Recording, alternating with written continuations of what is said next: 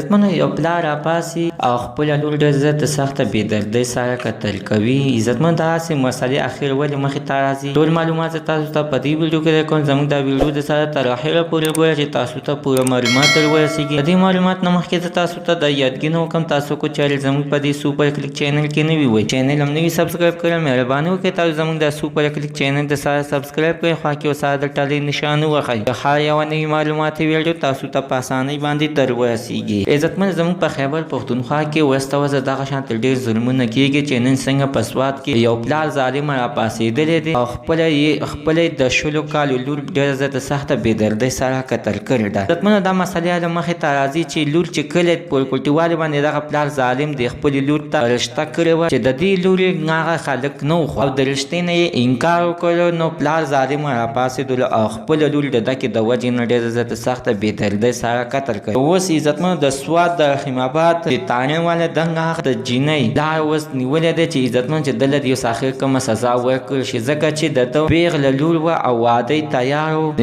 بېدردۍ سره یې قتل کړی. مینهوال د داسې پلارانو په اړه باندې ستاسو څه خیر دی؟ حتما راسره خپله رایې لاندې په کمنټ کې شریکه کړئ. زموږ د عزتمنو نننۍ معلومات د دې ځای پورې د نوي معلومات لپاره د سره زموږ د سوپر کلیک چینل ته سره سبسکرایب کړئ. خوا کې ورسره د ټلۍ نشان ووهه چې هره یوه نوي معلوماتي ویډیو تاسو ته په اسانۍ باندې در ورسېږي.